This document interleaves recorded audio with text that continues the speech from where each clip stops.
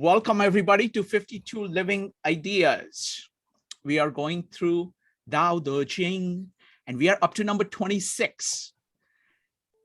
So what we're going to do is we're going to start by everybody reading their own favorite translations of Dao De Jing. Go ahead and type exclamation mark if you'd like to read a translation. And then we are going to discuss it in detail. All right, so let's start with Joe. Joe, go ahead. Sure. I'll be reading the Wayne Dyer version. The heavy is the root of the light. The still is the master of unrest. Realizing this, the successful person is poised and centered in the midst of all activities. Although surrounded by opulence, he is not swayed.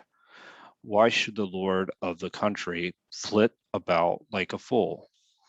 If you let yourself be blown to and fro, you lose touch with your root.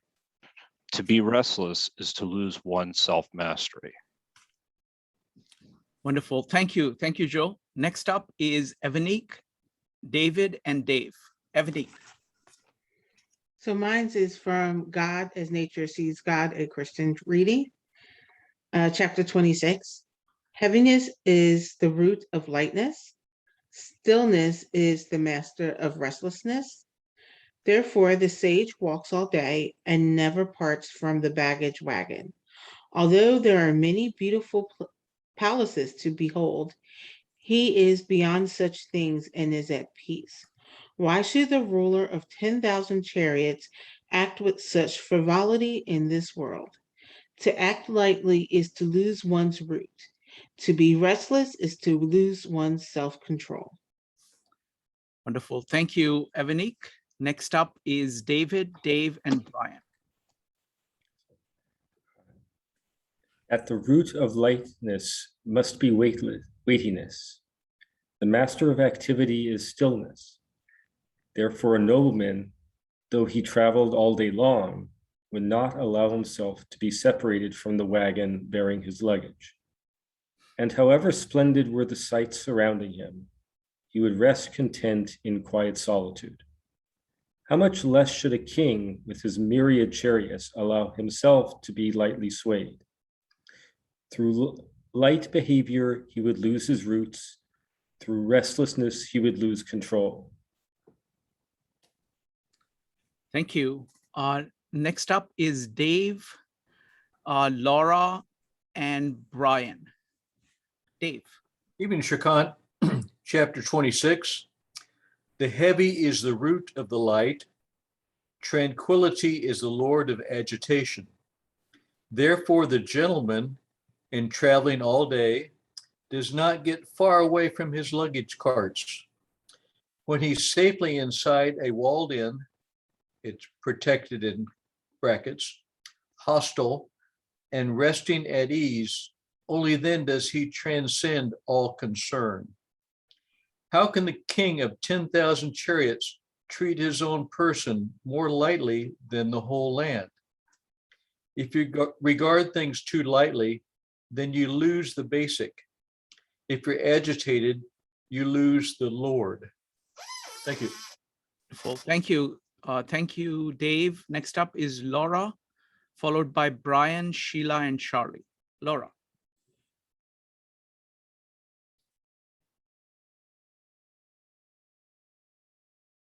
Okay, let's go to Brian.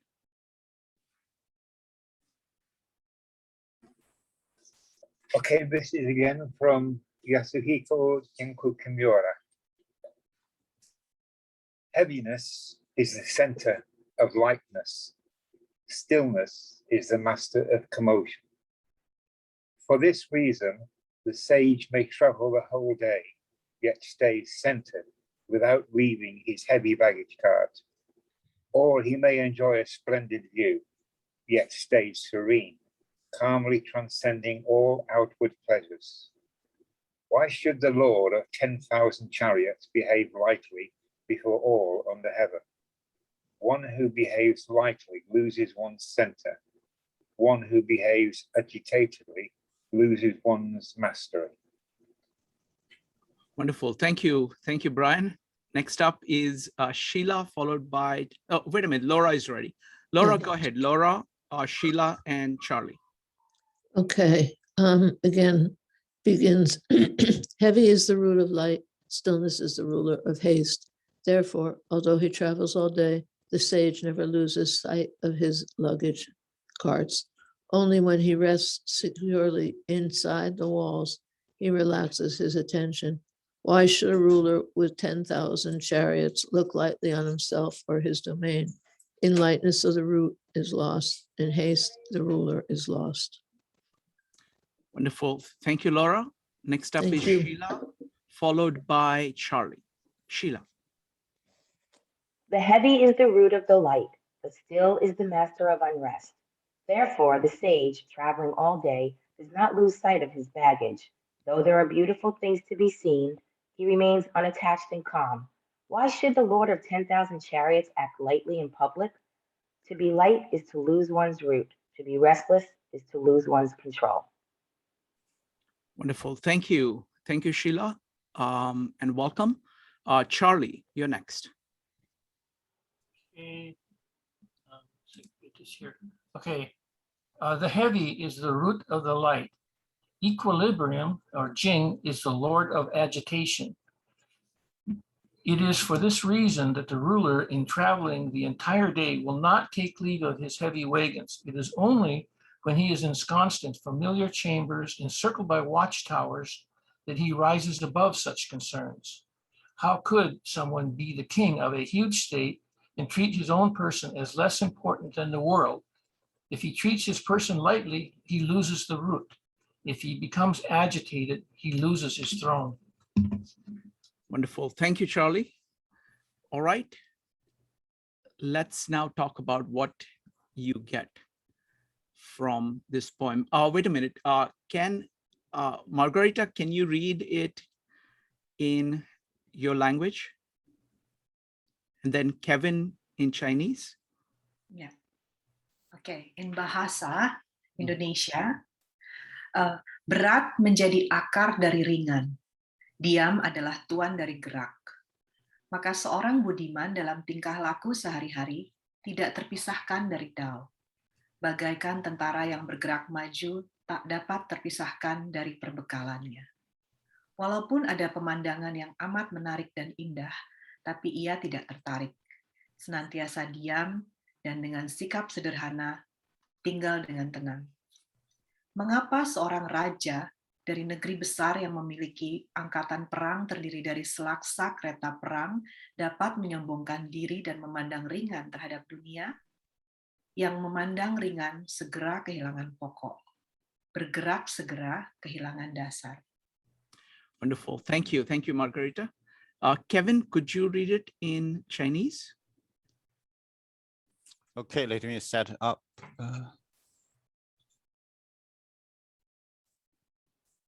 Can you hear me well? Very well. Okay. Chapter 26, Chinese version. 众为轻耕，静为躁君。是以圣人终日行，不离辎重。虽有荣光，业处超然。爱何万乘之主，万乘之主，而以身轻天下。轻则失本，躁则失君。And Thank you, Kevin. Next up is Amon. I just feel if Jason isn't here to read his translation, it should be read because he worked hard on this. Absolutely. And you can provide your own commentary, please. I'll just read what he delivered as the final product. So chapter 26, the heavy is the foundation of the light.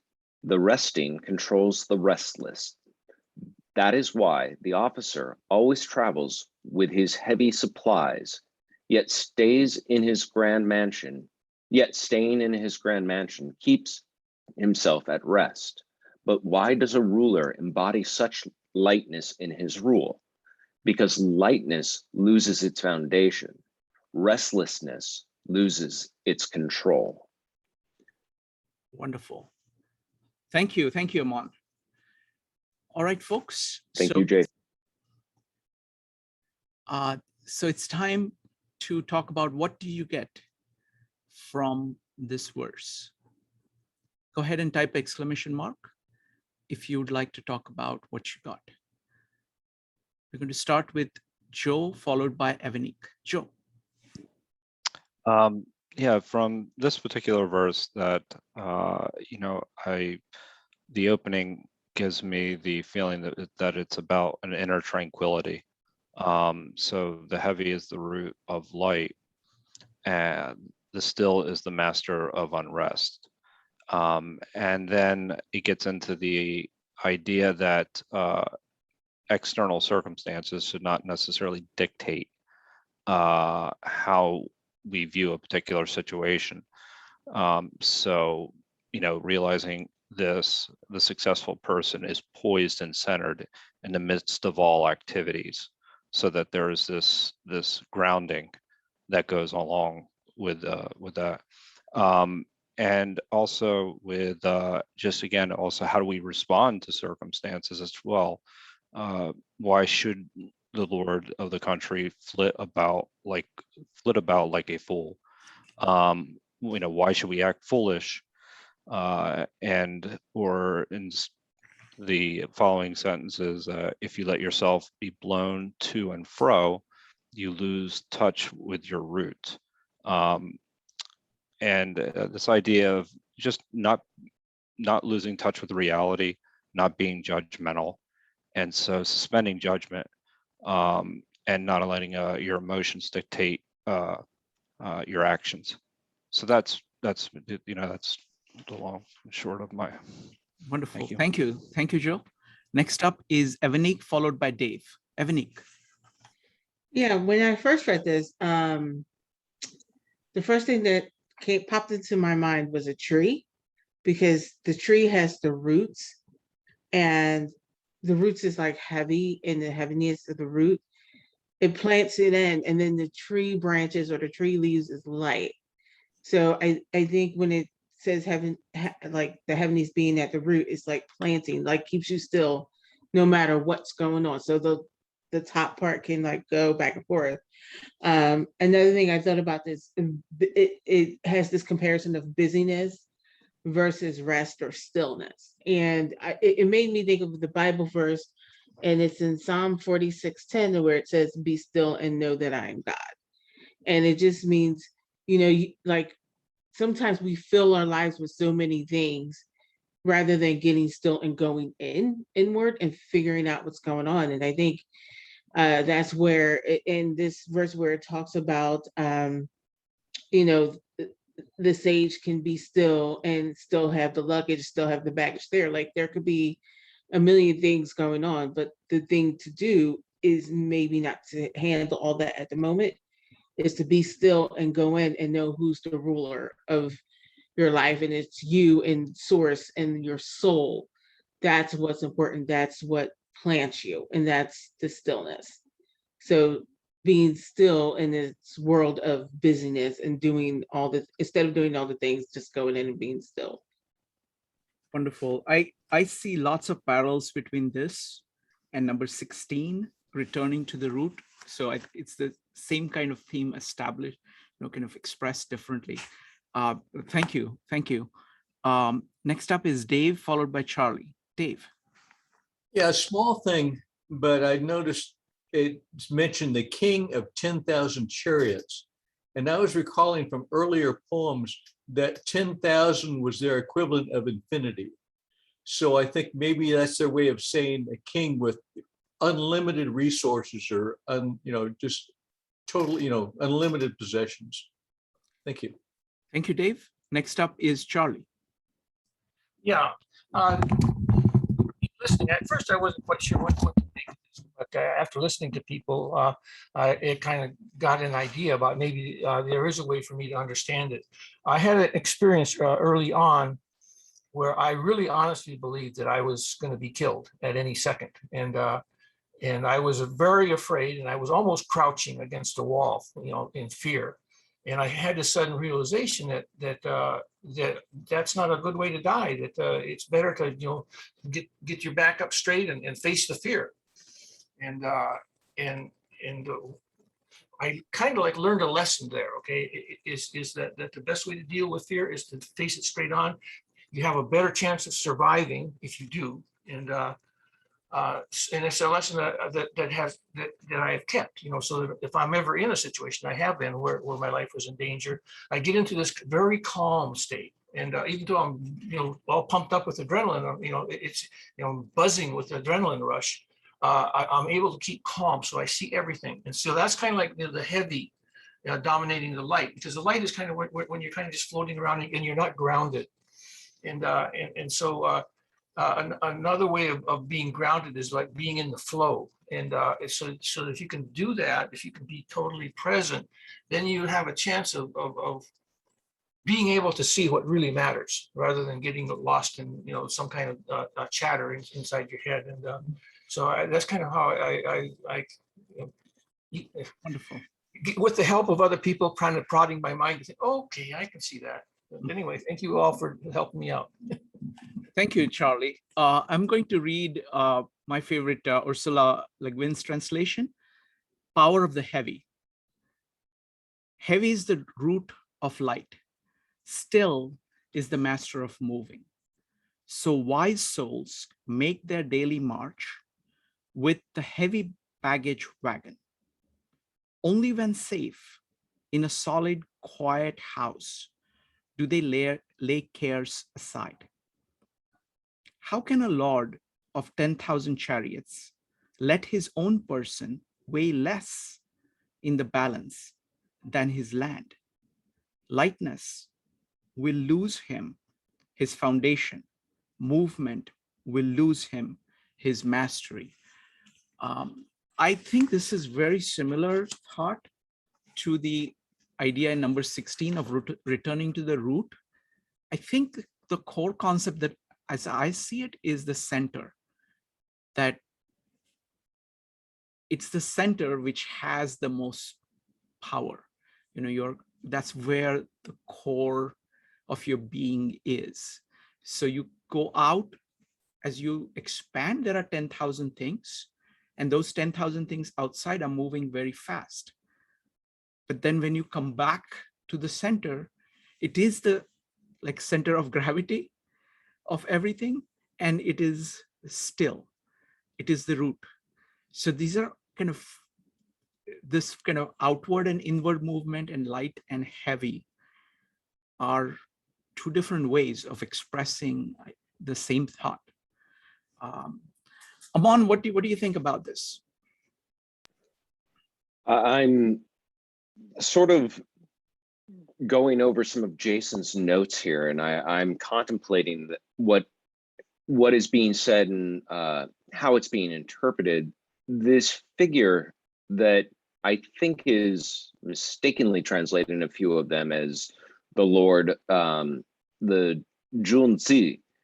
Junzi he says, is mentioned 3 times in the Dao De Jing, and each time it's in the context of military conquest or some sort of military activity. I put his name in the chat. Yeah, he's often conflated as being some sort of moral agent in many interpretations of the Dao De Jing, but Jason has it here that he thinks this is actually a pre-Confucian figure, some low-level officer, or lieutenant maybe. And so then there's this idea of this low-ranking military individual who's weighted down with the armament and the marching orders that he's given from one place to the next, moving from garrison to garrison, fully laden. And then he gets into his watchtower, his mansion, his private quarters, where he can throw everything down and just take this sort of deep breath of exhaustion. And then it says, well, why would he rule himself with such lightness when he rules everything else with such, force and vigor? And it's almost an admonition to rule yourself as you were before, or keep the same lightness that you retain in the security of home, even when out doing these quote unquote serious things. Find a consistency that doesn't have you swinging from one extreme to another. That's kind of the root that I see in this chapter, is that it's telling you, don't, go from one extreme to another. Otherwise you leave yourself topsy-turvy, never necessarily there, present and rooted. You can be light and rooted. You can be heavy and rooted, but you can't flip-flop between these and have some sort of, and not have it wear on you. That's kind of the, I guess, the Warring States version of don't succumb to the rat race and exhaust yourself to where there's nothing left of you at home.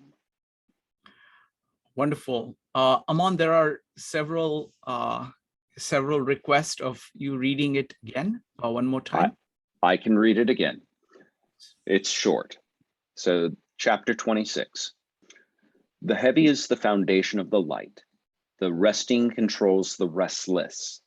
That is why the officer always travels with his heavy supplies, yet staying in his grand palace, he keeps himself at rest. But why does a ruler embody such lightness in his rule? Because lightness loses its foundation. Restlessness loses its control. Wonderful. And Jason, when you watched the video, thank you very much. Everybody liked your translation and asked for it twice. Taihala. Thank you. Next up is going to be Sheila, Madeline, and Margarita. Sheila. Sheila, you need to unmute yourself. Sorry, newbie here. Mhm. When I was reading this, I thought about the metaphor for the wheel, which is kind of like what you said, was just staying like the center of the wheel when everything around you is moving, but you stay centered without being swayed either way or up or down, and just staying steady in the middle. That's the way. That's what I was thinking. Wonderful. Thank you. Mhm. Thank you. Next up is Madeline, followed by Margarita. Madeline. Oh, I had just put in the exclamation point because I was going to ask Amon to read again. Okay. Next up is Margarita. Yes, hi everybody. I'm just thinking when I'm reading this, it took me several times to read it and listen to everybody. I tried to make sense of it. I think it's reminds me about how to differentiate response and reacting and responding. So I agree, like what Shrikant said, it's about to know your core and to return to the core. Actually, it's more like a weight that we bring because we know what our value, our virtue, but it's also give us light when we have to deal with this life that this traveler is seeing through the traveling. But if you can do that, you will respond lightly. So you're not just reacting to the changes of this world, but yeah, it helps you. But it will be interesting to know how you really can understand what is your core, so you can make this respond, not reacting to the world. Thank you. Wonderful. Thank you. Thank you, Margarita. Next up is Katie. Yeah, I was going to second what Margarita was. I was going to say exactly that, the reactivity. I think that's what political candidates often get put through, is how reactive are they when people are coming at them with the attacks? Are they going to stay calm and in the midst of attacks? So I think it's definitely a passage directed as advice to a ruler. Wonderful. Ursula Le Guin has a short paragraph about it. I take heaviness to be the root matters of daily life, the baggage we bodily beings have to carry, such as food, drink, shelter, and safety. If you go charging too far ahead of the baggage wagon, you may be cut off from it. If you treat your body as unimportant, you risk insanity or inanity.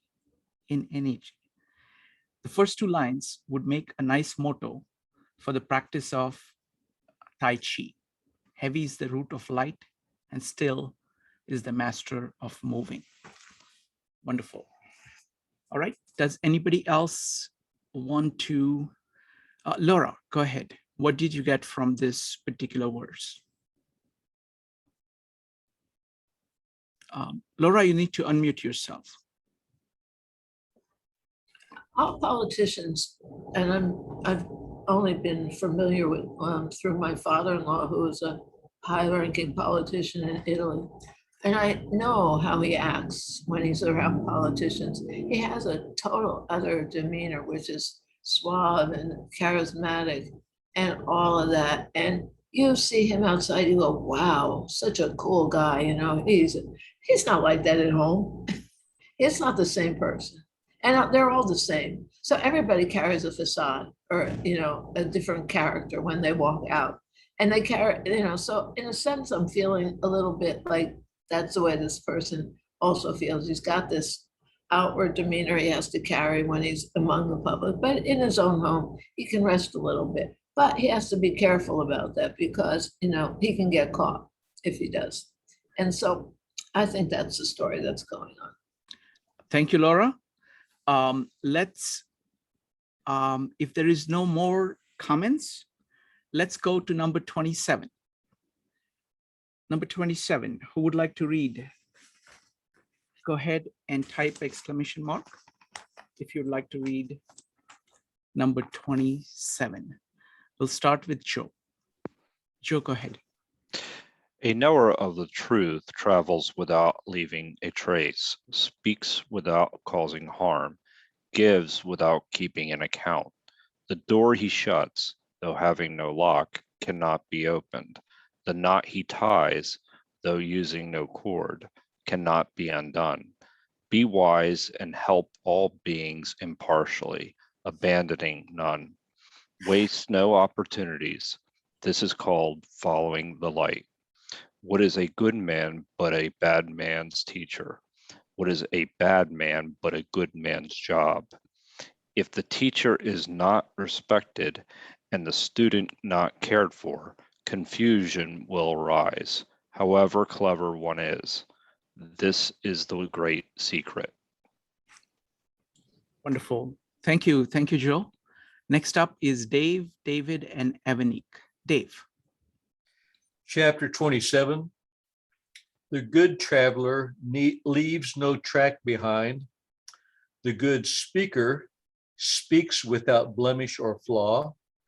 The good counter doesn't use tallies or chips. The good closer of doors does so without bolt or lock, and yet the door cannot be opened. The good tire of knots ties without rope or cord, yet his knots can't be undone. Therefore, the sage is constantly good at saving men and never rejects anyone.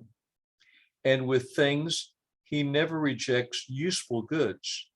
This is called doubly bright. Therefore, the good man is the teacher of the good, and the bad man is the raw material for the good. To not value one's teacher and not cherish the raw goods, though one had great knowledge, he would still be greatly confused. This is called the essential of the sublime. Thank you. Thank you. Thank you, Dave. Well, Jason has just entered, and let's have the third reading of Jason's translation. Jason, we've been reading your translation behind your back twice. Are you there?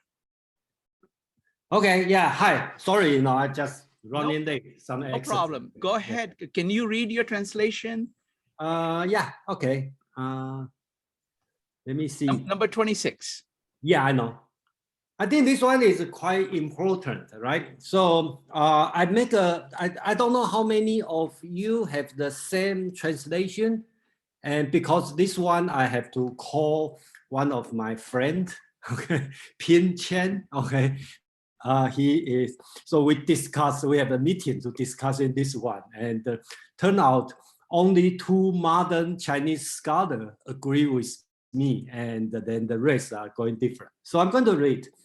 The heavy is the foundation of the light.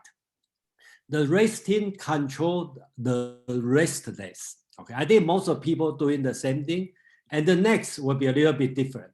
This is why the officer always travel with his heavy supplies, but yet staying in his grand mansion, he keeps himself at rest. So I think the most of translation either translate as a gentleman or the moral agent or 君子, so-called Confucius. And then I have to make this point is because if you make it as a 君子, gentleman, and whoever, you cannot explain why a gentleman or a moral agent or role model, you have to travel with your supply, okay, luggage, whatever. So the point here is, before Confucius' time, 君子 doesn't mean the moral agent, okay? It means a low-ranking aristocrat, okay? So that means like a basic officer. So their job in the peacetime is office administrator. And during the war, they are the lieutenant, okay? So I think that's the case because after Confucius, for 2,500 years, Chinese call 君子 as a moral agent because Confucius doing so. But I believe in this case, it should be mean he has its original meaning. That means he is the officer. That's why he always going with his supply because he is doing military. So it line up very well because during the wartime, he is carrying the heavy stuff, which line up with the beginning. The heavy is the foundation of the light, okay? And during the peacetime, he stay in his grand office, mansion or office, right? He is not restless, he become calm. Okay, so I think Lao Tzu here is telling the lesson. See, look at the young, the low-ranking officer. They are doing this way. Then he'll come back. Why does the ruler embody such lightness in his rule? Right now, Lao Tzu is telling the prince, the high-ranking. Okay, in the words, I might make it right. That means the lord, the feudal lord, or that means they have the 10,000 card. Okay, so that means like a big guy. Okay, so Lao Tzu is telling like, see, the lieutenant, they travel with heavy stuff, and when they rest, they keep calm. They are not restless. How about you guys? Okay, the prince, okay, the big general, the feudal lord, you take your job so lightly, like restless. Okay, so then Lao Tzu is going back to original lesson. Say, the lightness loss is foundation. The restlessness loss is control. Okay, so that kind of line up with the first one. So basics, that's the difference I'm making. I believe most of English translation doesn't translate this way. Okay, so if you, I'm going to challenge all the English translator. If you don't translate this one as officer, how are you going to explain, okay, the person, what kind of person have to travel with the heavy stuff? Okay, so that's I'm going to talk about for this chapter. Thank you. Thank you, Jason. If anybody has any comments on number 26, or what Jason said. Jason, we missed you, so I'm delighted that you're back. Excellent. iPhone 12, 25, I think. Yes, that's Elena. Elena, yes. Go ahead. Correct. So yeah, Jason actually has a very good version that I love, and I'm just going to read a couple more things that I found in my translations. I'm not going to read the whole verse, It's just something that adds to Jason's translation. A man of consequence, though he travels all day, will not let himself be separated from what he carries. He never departs from either calmness or gravity. However magnificent the view, he sits quiet and dispassionate, allowing himself to be lighter than those he rules. If he is light, the foundation is lost. Though if he is active and heavy, the Lord and Master is lost. Thank you. You're welcome. So like the man of consequence. So it's like the law of cause and effect, gravity, and all the human, the physical matter. So thank you. Thank you, Elena. All right, let's continue with number 27. It's going to be David, Adelson, Evanique, and Brian next. David. Yes, thanks. And glad that Jason's here. I see a lot of sort of repetition, or I mean, it'll be very interesting to see what Jason has to say about 27 and the way that it's structured. So in the Herman Old one that I'll read, it goes, the perfect traveler leaves no tracks behind him. The perfect speaker leaves no cause for error. The perfect reckoner has no need of counters. The perfect watchman has no need of bolts or bars, yet none can open the door. The perfect binder has no need of cords or twine, yet none can unfasten after him. Thus it is with the sage. He is always the perfect savior of man. By him is no man rejected. He is always the perfect savior of creatures. By him is no creature rejected. His method is called the twofold enlightenment. He makes the perfect man the instructor of the imperfect. The imperfect man is the material used by the perfect. He who does not esteem his instructor, he who does not love his material, is, notwithstanding all his learning, deluded. In this resides the fundamental secret. Wonderful. Thank you. Thank you, David. Next up is Evanique, followed by Brian. Evanique. Yeah, so chapter 27, a skillful walker leaves no tracks. A skillful speaker makes no mistakes. A skillful accountant needs no counting devices. A well-made door needs no lock, yet cannot be opened. A well-made binding uses no rope, yet will not be undone. Therefore, the sage is always there to help people so that no one is forsaken. She is always there to see to things so that nothing is lost. This is called being clothed in the light. What is a good person but a bad person's teacher? What is a bad person but raw material for a good person? If you do not respect your teacher or love your raw material, you are greatly confused, regardless of your intelligence. I call this an essential yet subtle mystery. Wonderful. Thank you, Evanique. Next up is Brian. Okay, this translation is from D.C. Lau, Ching. One who excels in traveling leaves no wheel tracks. One who excels in speech makes no slips. One who excels in reckoning uses no counting rods. One who excels in shutting uses no bolts, yet what he has shut cannot be opened. One who excels in tying uses no cords, yet what he has tied cannot be undone. Therefore, the sage always excels in saving people, and so abandons no one. Always excels in saving things, and so abandons nothing. This is called following one's discernment. Hence, the good man is the teacher the bad learns from, and the bad man is the material the good works on.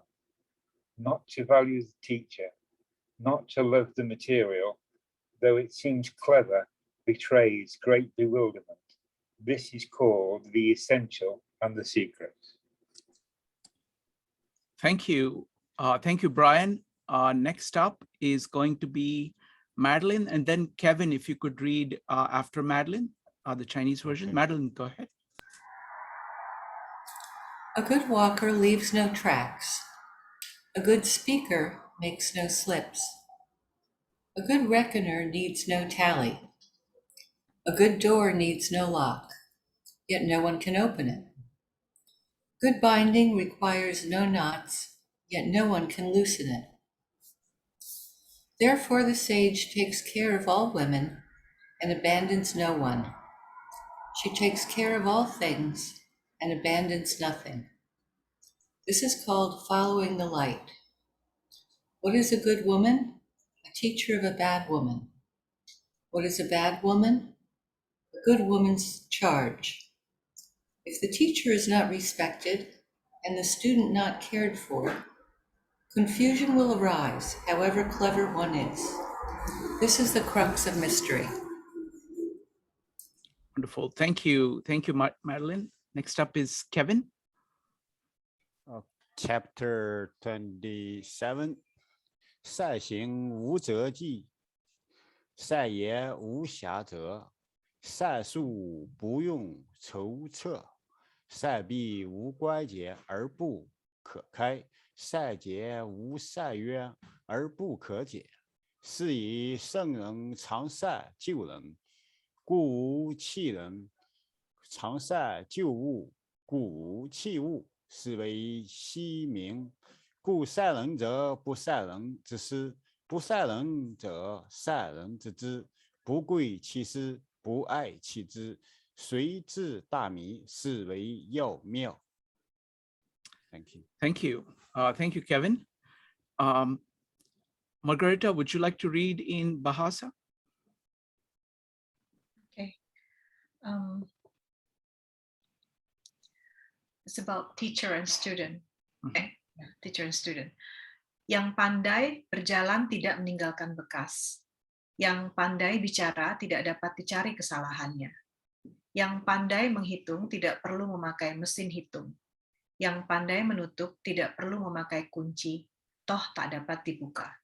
Yang pandai mengikat tidak memerlukan tali, toh tidak dapat terlepas. Oleh sebab itu, seorang kebatinan pandai menolong orang dan tidak mengabaikan sesama umat. Demikian pun, pandai pula menolong makhluk, maka tidak mensia-siakan mereka. Inilah yang dikatakan waspada dan dalam jalannya Dao. Maka apakah orang yang baik adalah guru dari orang yang tidak baik? Sebaliknya, orang yang tidak baik adalah contoh yang berguru pada yang baik. Tidak mengindahkan sang guru, dan sebaliknya tidak cinta pada tugas, walaupun pandai, nyatanya tersendat. Inilah rahasianya. Wonderful. Thank you. Thank you. Next up is Laura.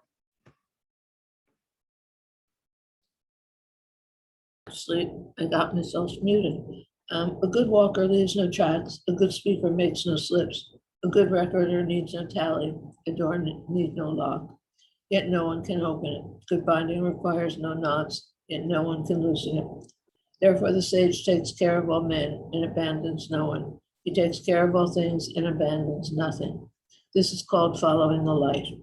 What is a good man? A teacher of bad men? What is a bad man? A good man's charge. If the teacher is not respected and a pupil not cared for, confusion will arise, however clever one is. This is the crux of mystery. Wonderful. Thank you. Thank you, Laura. So confusing. Next up is going to be Jason.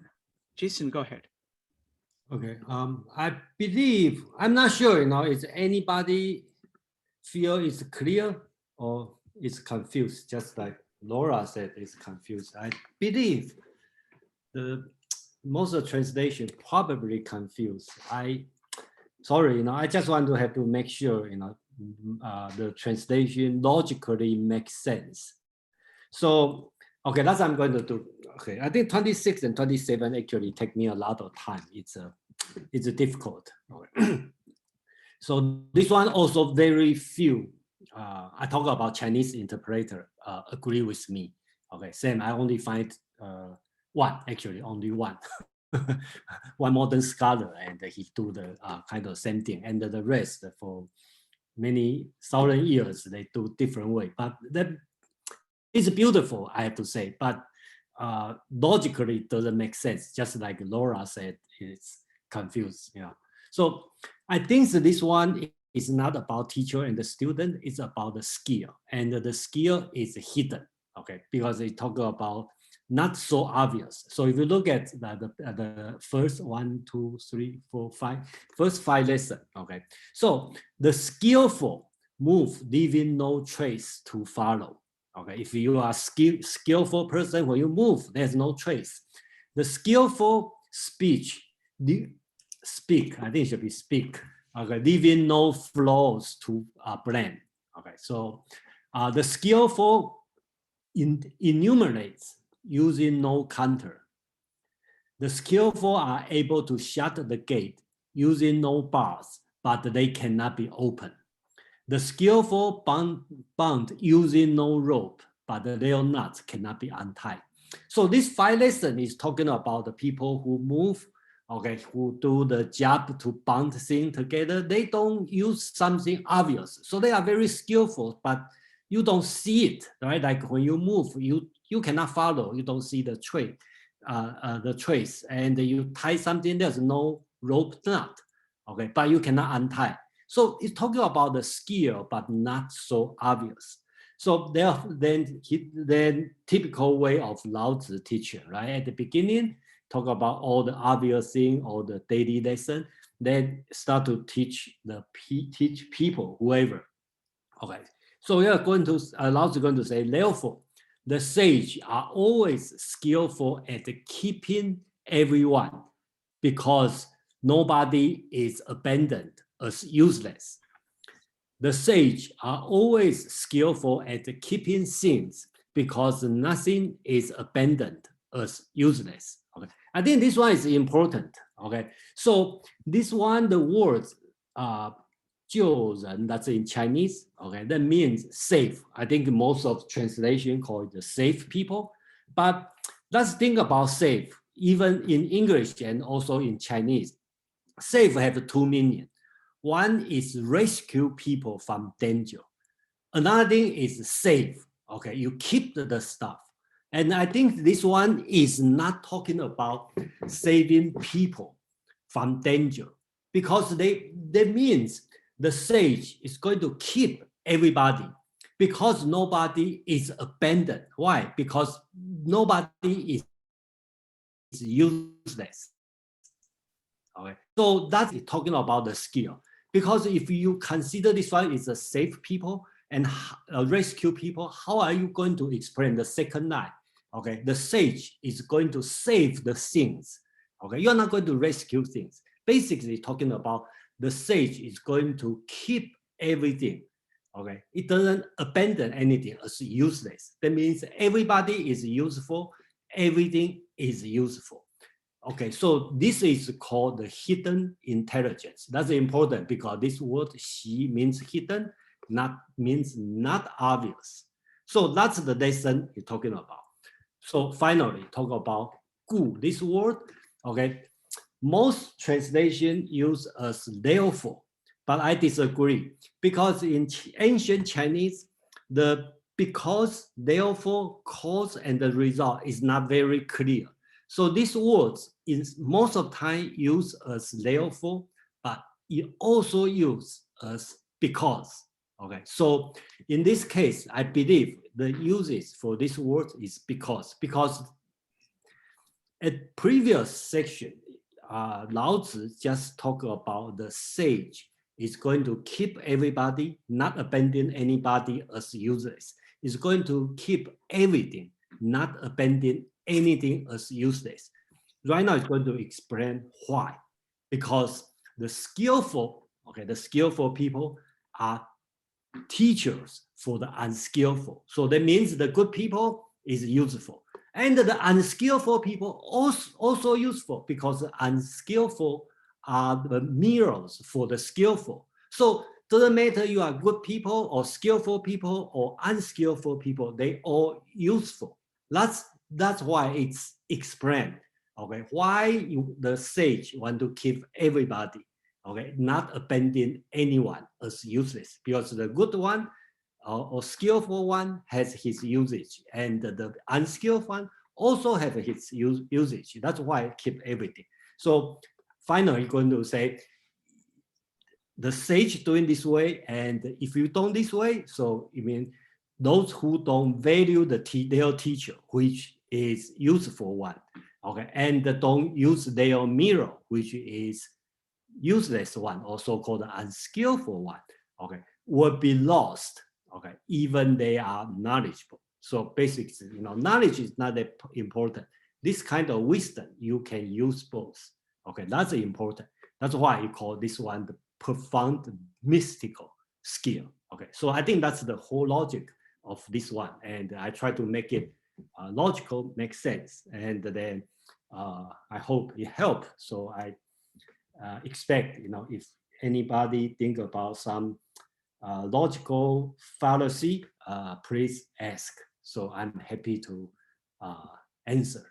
So I think these two, 26 and 27, logically make sense in this way. Yeah, thank you. Thank you, Jason. Jason, I'm confused about one thing. Why is it that you're finding it confusing? Why do you say that it is confusing? You mean the most of the English translation is confusing?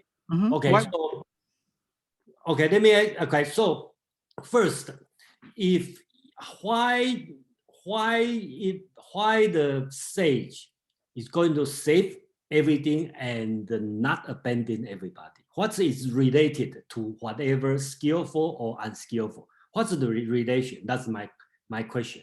Got it. Right, you talk about skillful, okay? I think the first 5 lines, everybody get most of. Either you talk about good mover, okay, good counter, whatever, right? But the second part start to talk about the sage. Okay, the sage is to save everybody, but not abandon everybody. So why you talk about this? Okay. So you're saying, what is the connection? The confusion is, what is the connection between the first part talking about skill and sage saving both good and bad, both people who are skillful and not skillful? Yeah, that's my point for the whole translation, because I want to make sure each chapter they teach the same thing, right? Because if you only take sentence by sentence, you can use your own free reflection. Okay, say even like a previous one, you can say, okay, Junzi, the moral agent, travel with the heavy stuff. Okay, you can have your kind of explanation. I want to be safe. I want to be responsible. Okay, like a lot of Confucian scholars talk about this. They talk about, yes, you are the moral agent. You should be responsible. That's why you never leave your stuff. Okay, and this stuff, heavy stuff, doesn't mean your luggage or your supply. That means your burden, your responsibility. Yeah, that's perfect.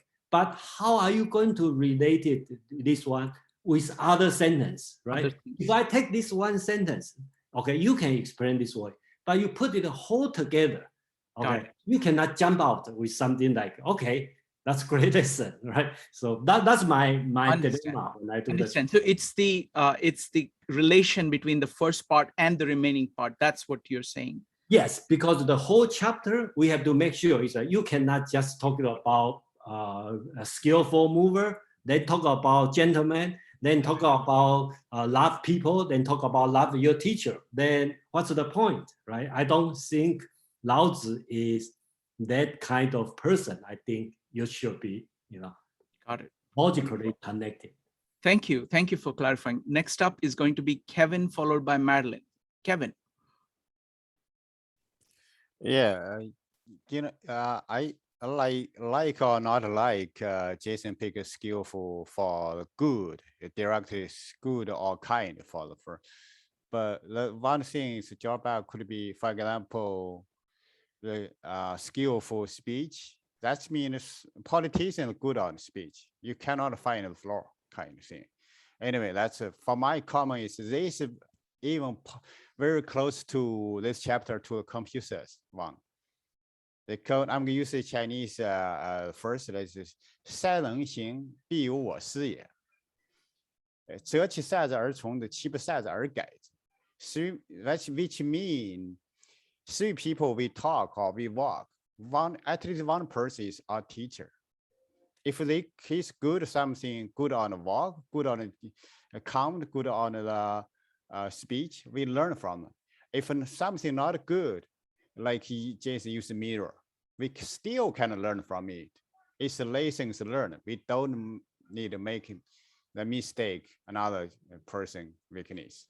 We talk about ourselves, they see something we good at, we learn from the people who. If something not good, we correct it and get better next time. Thank you. Thank you, Kevin.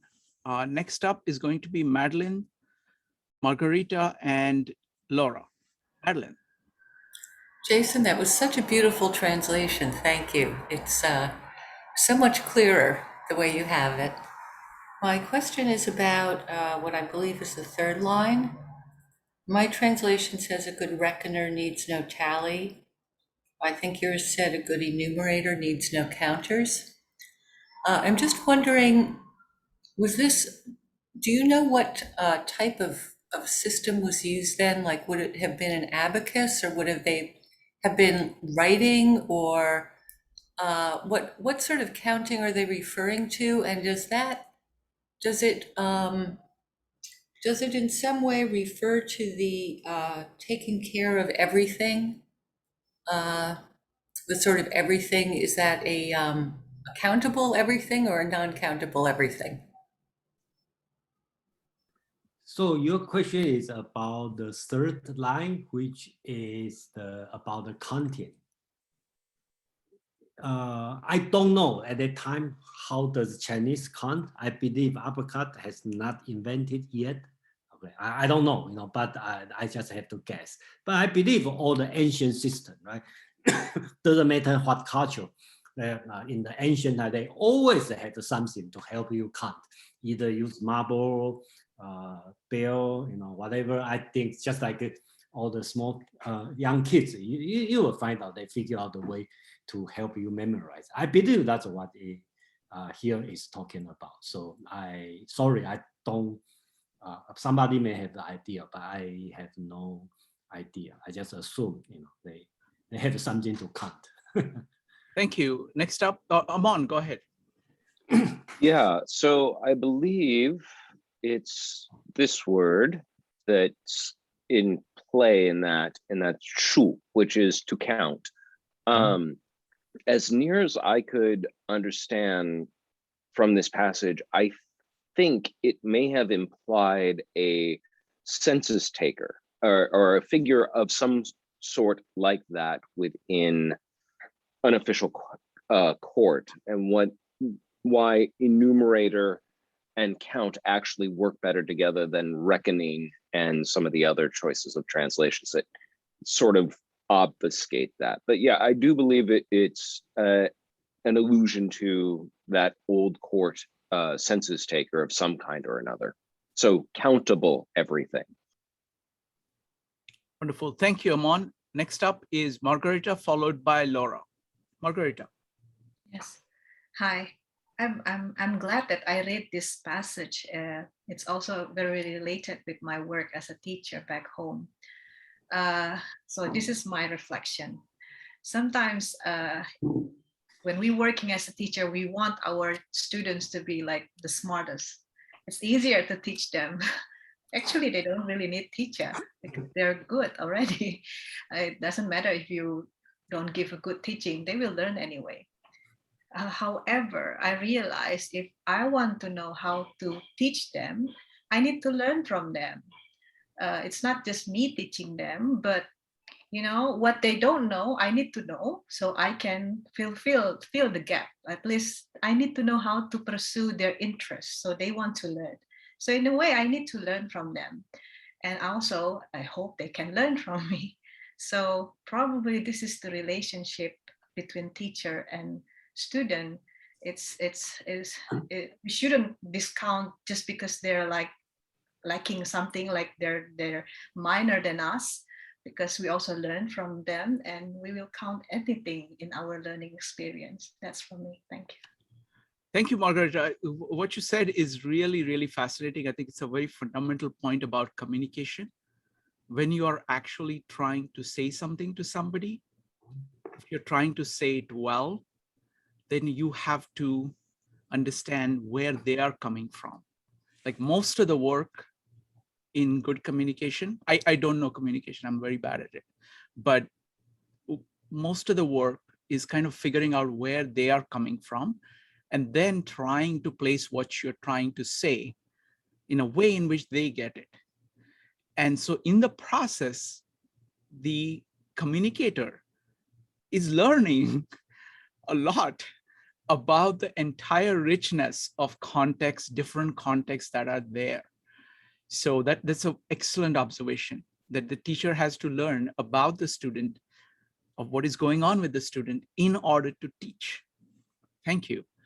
Next up is Laura, Joe, and Charlie. Laura.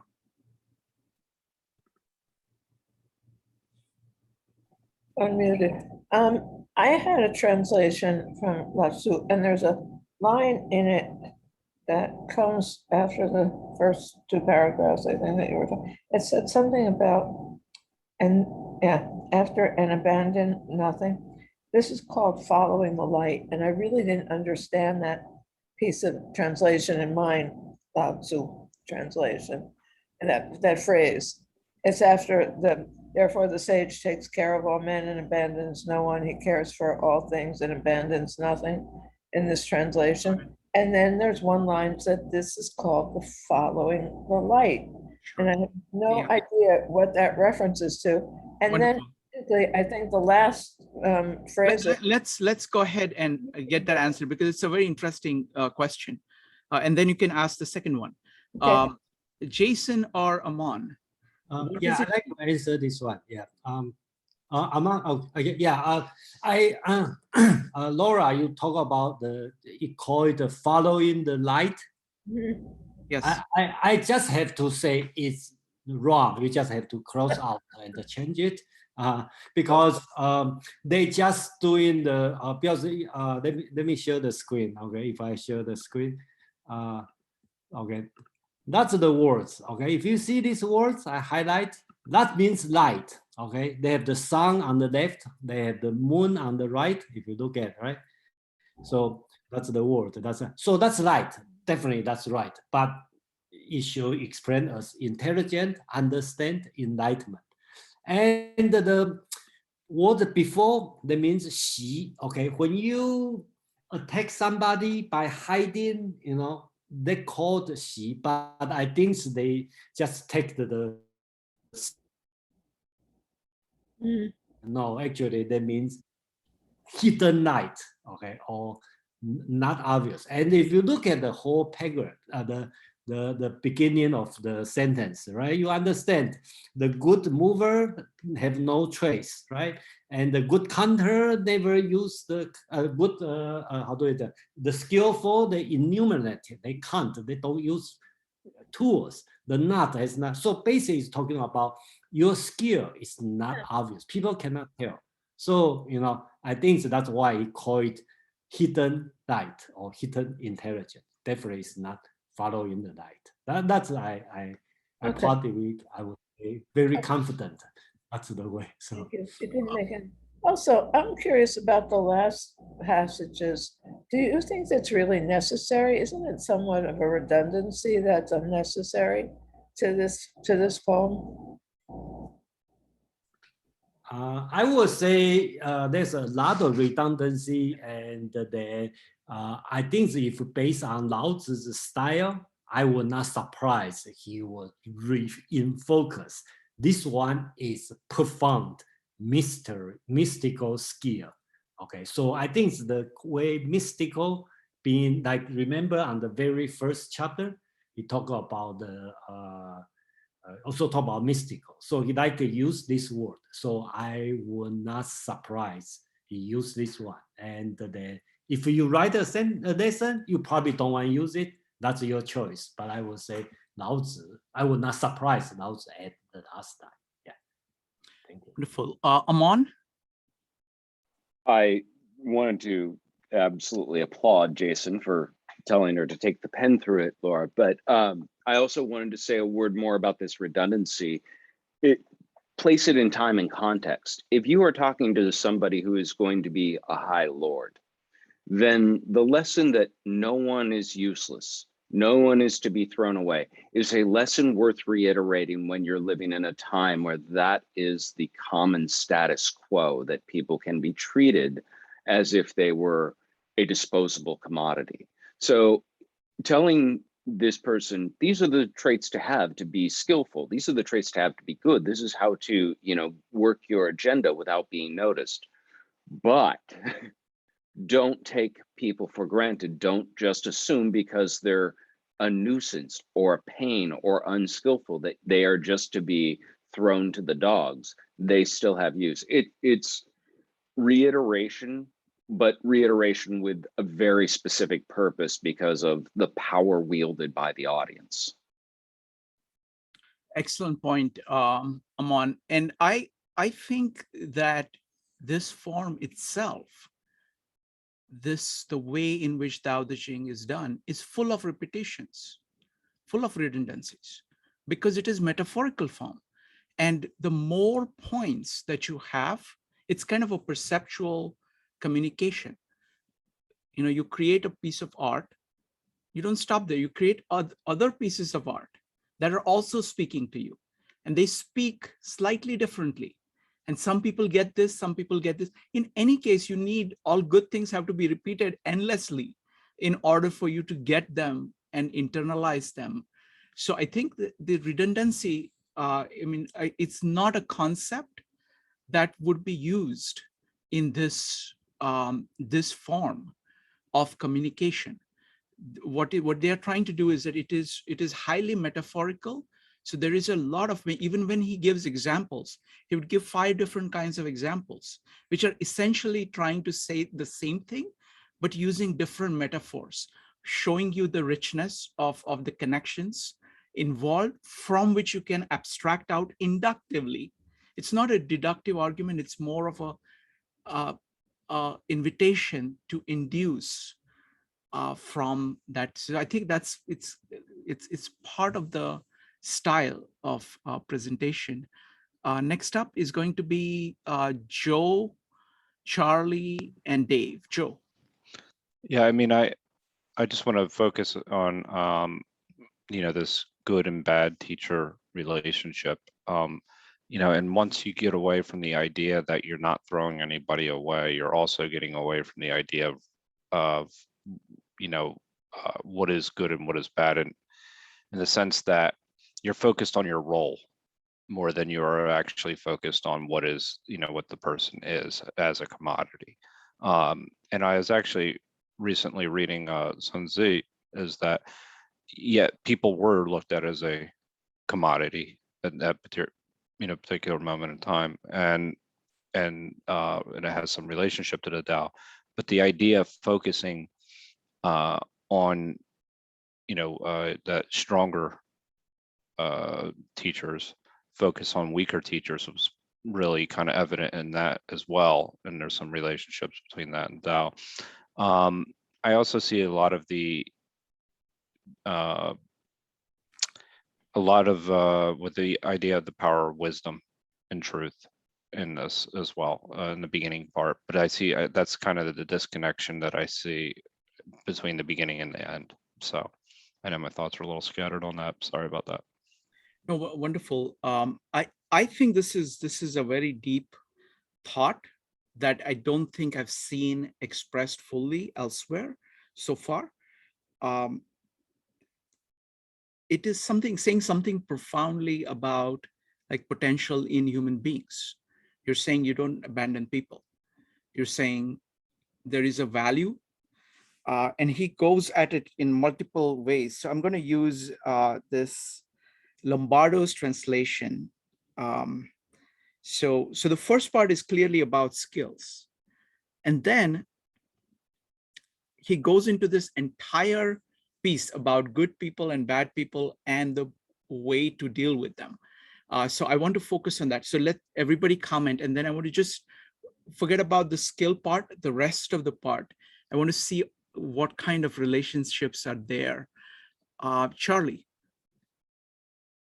Yeah, actually what you were saying before about metaphor, I was going to ask, my intention was to ask a question about is it common, because I know that pre-axial age that most written language was metaphorical, and that was the way that people experienced the world through language, through the medium of language, but I haven't seen anybody talk about that transition in Chinese, and so so I was wondering how if you were used to using metaphor, how would you convey some of these relational types of wisdom?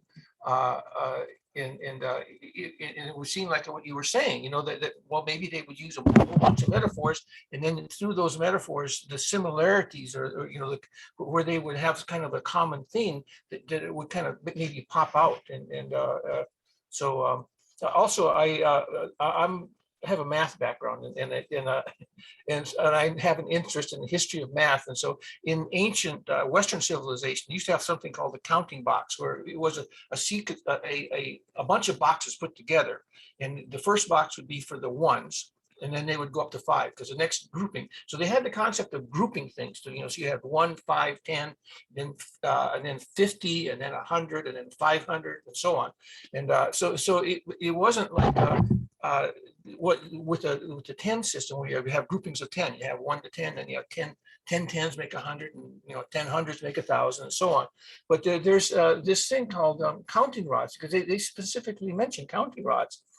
And there's I put it in the chat box. There's a wiki article about that, and it looks really complicated. But they claim there is that they have the concept of a zero. That they actually have in ancient Chinese. They it seems like they may have invented zero before the Indians. I don't know, but it looks really complicated. I'm going to try to look into that, because it looks really interesting. Wonderful.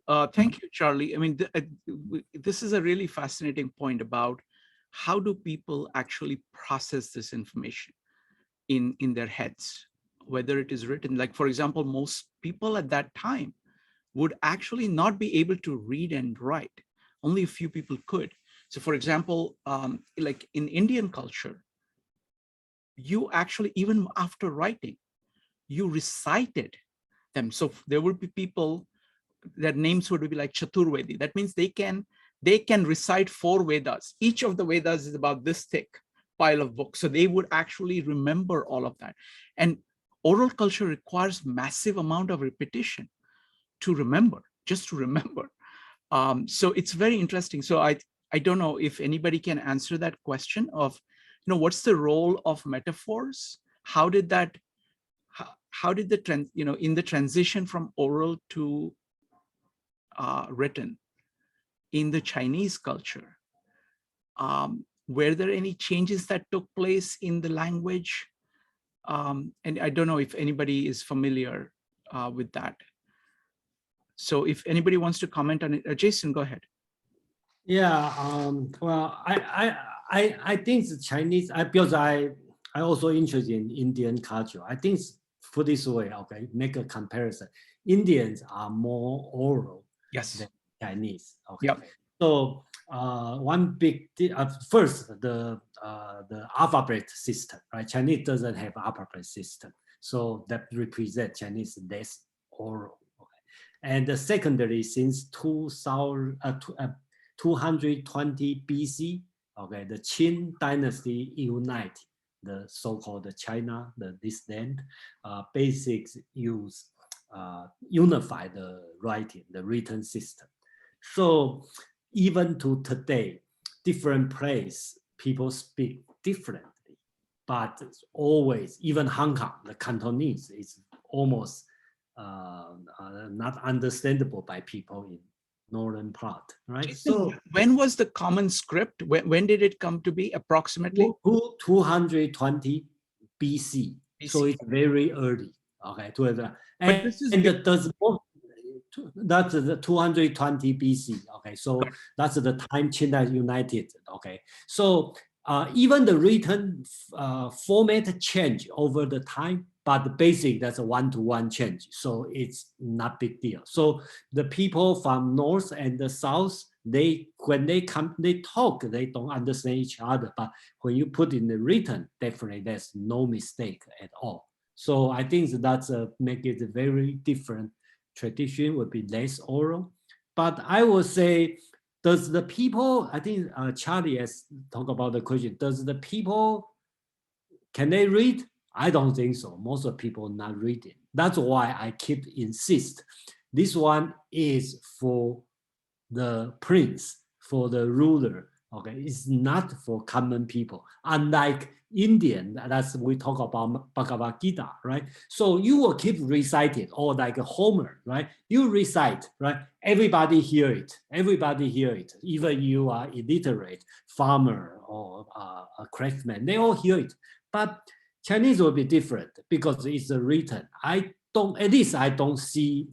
I never think about like they have the people singing, recite, and a group of people listening. No, I don't think that happened until I would say in Ming Dynasty, which is about 15th, 16th century, they start have the people talk about story, and a lot of countrymen or farmer, craftsmen, they will sit there to listen as entertainment. Okay, but I don't see before that time, before 15th century, I don't see, at least I don't see anything like Homer or Indian case. Yeah, that's what I know. No, that's fascinating. This we should really look at this kind of difference between Indian culture and Chinese culture. Clearly, like Indian culture is based on orality, and you can see that dramatically in art, for example. So the visual art or the characters in Chinese and visual art itself is really well developed. It's just incredibly beautiful what they are able to capture in visual terms. But if you look at the music, which is art, the complexity of Indian classical music and the simplicity, relative simplicity of the Chinese music, there is a very big difference. So it's like, and again, the practice of actually reciting an entire series of books as a common practice. Okay, that is very much of an oral tradition. So I think that, and it's a very profound point because it means so many things about how the ideas are processed in the head, how people think, how people relate to each other. So I look forward to exploring that at some point. And this difference between alphabet and logograms, there is a lot there, and I want to look at that as well. Aman. I agree with everything that was just said. I just wanted to ride on the coattails a little bit to address what Charlie was asking about the idea of metaphor and how that ties into Chinese communication. I would say it's front, center, and completely imbued within the written language. In some ways, Chinese as a language becomes more concrete because you have more concrete ideas or depictions for abstract ideas. And like I said before, Hao, good, mother and child, Dao, way, there's a water course and a head looking for it. These are very concrete ways of conceptualizing this. But the metaphor is built right in to the language. So much so that my teacher used to say that, Chinese as a written language is meant to communicate past sort of a logical, thinking right to the core of where you feel it in your gut that, oh, this is what it's telling me. And the supremacy of the oral tradition in India, I mean, is it Shruti that is that which is spoken, and that is what is sacrosanct. It holds place of pride above anything else. Conversely, in ancient China, and even if you go back to sort of those peasant villages, the ability to hold something, a written word up, to create and depict a written word, those were seen as things of power. Those were almost talisman that people would revere as something powerful unto itself. So it is very much an oral versus literary cultural divide between the two. Not that there isn't overlaps, but they have their dominance in one versus the other. Wow, Aman, that was fantastic. I mean, it's I think that's very profound. I mean, I see that, you know, very deeply in the Chinese culture because I'm not familiar with it. So the great thing about learning is that if you're not familiar with it, sometimes you can see things that people in that culture are not able to see because they are they're completely surrounded by it and they don't have any kind of foil with which to evaluate it. And the visualness of the Chinese culture and by extension, the Japanese culture, I mean, it really hits you when you visit there, especially Japan. And in terms of metaphors, I mean, I fully agree. I was talking to a friend of mine who's from China, and she says, you know, you have these two characters, and you put those two characters down, and so many relationships between them will just flow into your head. So it's like a parallel processing, whereas alphabet is sequential. You know, letter by itself doesn't mean anything. B, C don't mean anything.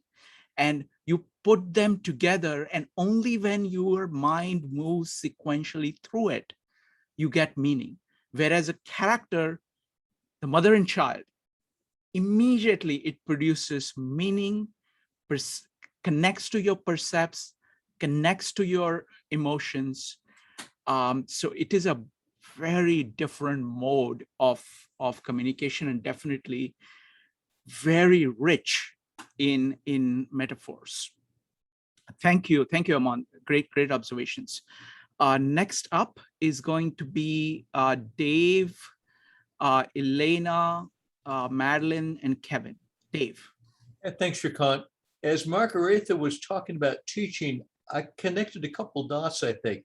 It wasn't in my translation, but in one of the other ones in the teaching section, there was the word mirror. And Margaretha was describing teaching something to a child and then looking at the expression of their face to see if they learned it. And to me, I think, is that the mirror to see if they're mirroring your expression? Does that make sense? I'll have Margareta answer that if she wants. But I think there are things happening at multiple levels. There is a mirroring that is happening at an emotional level, but there is also kind of more deeper kind of figuring out of the context of the child that is going on in parallel. Margareta, go ahead. Yes, I think I agree with you. To some extent, can also be reflection, like what they do they understand what I'm saying? And sometimes I also want to know what they need that I need to tell them. So yeah, not just emotionally, but also in terms of knowledge, what I can give to them. But I can only know that if I know them, learn from them. Yeah.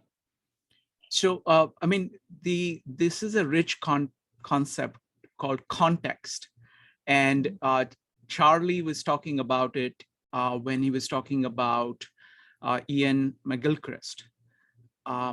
Context, like of another person. Suppose I'm talking to, you know, this is amazing thing, you know, it's 24 of us right now talking to each other. Okay, each of us have a different context, and context is also hierarchical. We know different facts, different parts of reality.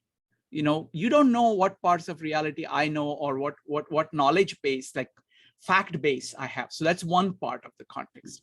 The second part of the context is epistemological. We're saying, okay, how have I processed that? How am I putting it together? Then there is the context of your kind of evaluations of it and emotions connected with it. And you are all of these things, which are completely different. You're like, and that is accessible to you, but not accessible to me. And the hardest part about being a teacher is to actually try to figure out all of those things with students so that you can communicate your context. Thank you, Margaret, and great question, Dave. Next up is Elena, Madeline, and Kevin. Elena. Right, and what you were saying, Shrikant, is actually it's wonderful, because that's what it is. It's just the concepts, context, and paradigm we're coming from they're different. And if I would be teaching a class on a particular topic, you would want to not just read what I'm going to say and look at the presentation. You would want to hear me speaking, and you would want to hear me sharing experiences and feelings and many other things, and you would want to see and to absorb and just feel the experience. And that's why oral tradition, like I grew up hearing my grandmothers telling fairy tales. This is outstanding, and it's a part of that created me and who I am. So the same thing with the chapters we've been reading, the poetry.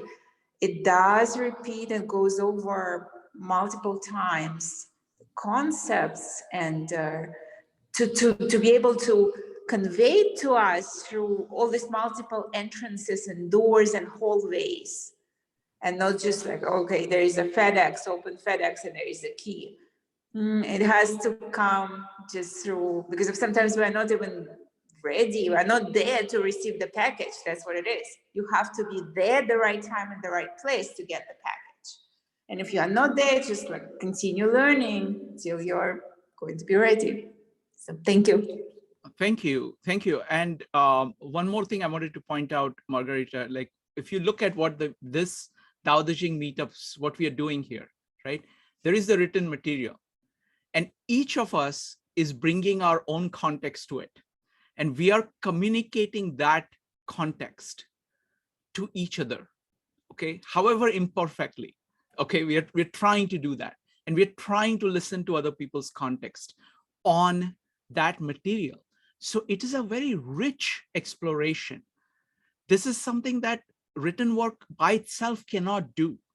So this oral hermeneutics, this way of discussing it and hearing all these different takes, is a way of more deeply appreciating the written work. Thank you. Next up is Madeline, Kevin, and Laura. Madeline.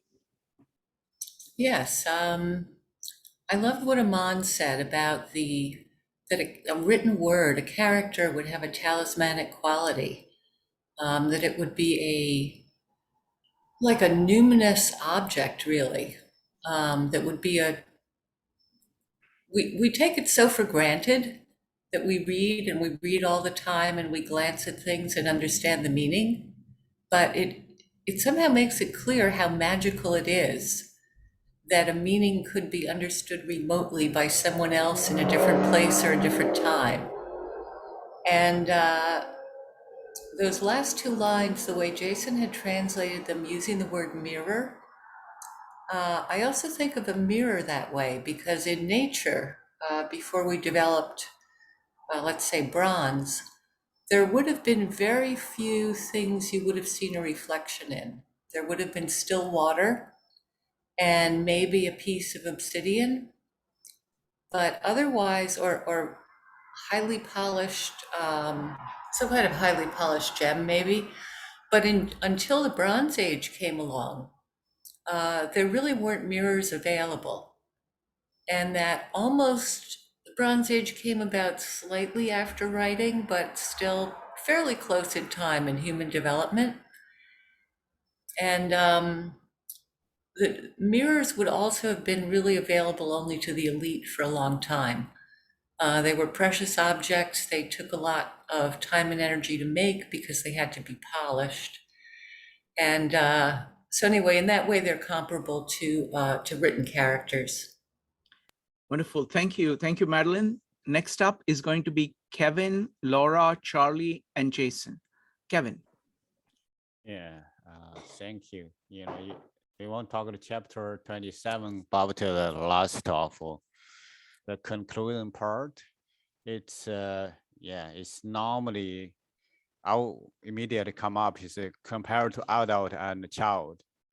Child always open, most of the time open mind to learn, absorb new thing.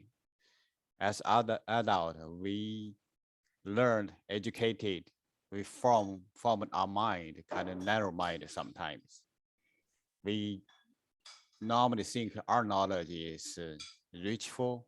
That's one. However, we get that's another word I didn't put. It's like it's kind of full. It's the one Chinese word is me. Basically, we lost the lost, and the second one I want to talk about the tradition about they use the in the village side. Now we lost. We modernized and globalization lost. Like I remember my uncle, they use. He has no education at all, but he know the timing during day, during the whole year, when to plan, when plus he use his finger, like can calculate very quick. Basically don't need like those calculator device. So, and I know some people use not just finger, 5 finger. Also each finger, for example, index finger, we got 3 knuckle. They use that magic to do something. 3 of them do like abacus. They can, very quick calculate. And also do some like prediction, use the crop for apricot, use 6, some they play around, or also the number, also pattern. When you pull out what's look like, they try to predict something. It's very interesting. We lost, especially but I'm very interested in that part. Thank you. Thank you, Kevin. Next up is Laura, Charlie, and Jason. Laura. I really like Margarita's example. I taught for some 25 years. And when I first entered the classroom with these kids, I think I was that person, but I was in calculus. And it was a very frightening experience to not know algebra. And I didn't know how to learn it. I mean, it was a very difficult situation. So when I got in this classroom with all these remedial kids and tried to teach them, they didn't know anything, basically, in one way. They're different, each one, but they really hadn't learned anything. And so, starting in that situation, as you described, it's very complicated. And I think it's really difficult to teach, period, in that. And it really comes down to, when you get in that situation, it comes down to the fact that they don't know how to learn, and how do you teach kids to learn mathematics when they don't know how to learn? So your job becomes teaching them how to learn before you can teach them math. And that in itself is quite a trip. It can be done with the proper materials, the proper software. I used to write problems for this AI program. And man, I had to think of every solution that they could get wrong under the sun. And there are so many solutions that they could get wrong. You just have to dig deep down inside and say, what really other stupid mistake can be made? And that will be one of them that you need. And it seems endless, and that's when it really hits you. The depth of, I don't want to say stupidity, but it is the depth of stupidity of our high school graduates. That's all I can say. They're profoundly uneducated. And it's profoundly sad that we, a country that education's important. Got it. Thank you. Thank I you. have no words. I know there's no words to be said. Thank you. Thank you. Next up is Charlie, followed by Jason. Charlie. Did you get that? Yeah, I wanted to respond to the thing about mirroring. Whenever I hear that word, I think of human development, okay, in particular attachment. And when a baby is first born, there is a communication between the mother and the child, and it's called mirroring, because when the child is expressing an emotion, because they can't talk, okay, all they can do is, their facial configurations, but the mother should be able to respond, to those facial gestures, and if she does appropriately, in other words, the baby knows, I'm trying to send this message out, I have this feeling. Well, they might not thinking that they're sending a message out, but they are feeling what they're feeling, and the acknowledgement that they're, that the mother's mirroring back what they're feeling, that process, okay, is the language, so to speak. That it's not just humans. I don't know. I can't say that because I don't know, but I do know it's true in humans, and that is very important for developing a sense of self, and so I'm thinking that in the very early stages of human development, this is something that Shrikant told me recently about this idea of mimetic structures, and I just recently ordered a 2-volume set. Well, one of the authors is Nick Chater, and the other one is Susan something, about this whole idea of mimesis, and so I think that must be really important in terms of this concept of the mother-child mirroring, and the concept of the very early stages of communication being sort of a copying. It's a mimesis. You had that experience at the first part of your life of mirroring going on between you and your mother, and so it would be natural that if human beings had that ability to copy each other, anyway, I just kind of, this is off the top of my head. Yeah, anyway. thank you, Charlie. Joe, can I ask you for a favor? Bill Rowe did a full meetup on just this point about how do babies learn language, and various 4 different stages. It is in the Julian Jaynes playlist. It's about development in a child development of something. If you could put that in the chat. Sure. It's stunning. There is this one video of